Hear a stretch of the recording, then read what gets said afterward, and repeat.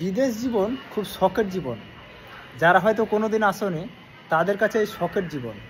এই চারতলা বাইরে কাজ করা এটা কি শখের জীবন?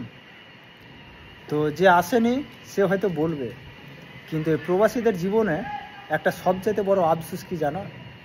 হয়তো গোটা পৃথিবীর মানুষ এই প্রবাসী ছাড়া কেউ আফসোস করে না। সেটা হলো, এই প্রবাসে যদি ভাই কেউ মারা যায়, এক গ্লাস জল, শরবত তো দূরের কথা, এক গ্লাস জলও জোটে না।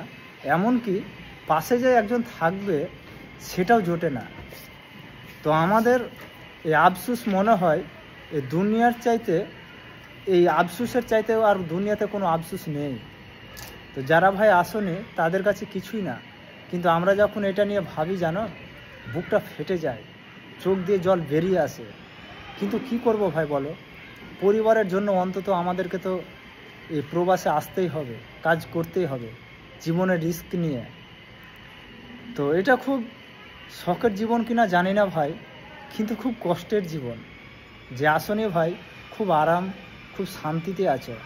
অন্তত বিদেশে যদি মারা যাও, বাড়িতে মারা যাও যদি, অন্তত জল শরবতটা তো পাবে, এমনকি পাশে থাকার লোকটা তো পাবে। আর আমাদের এই প্রবাসে যদি মারা যায়, কয়েক ঘন্টা পর ফোনে খবর যায়, কিন্তু সঙ্গে সঙ্গে কেউ খবর পায় না, বুঝলে।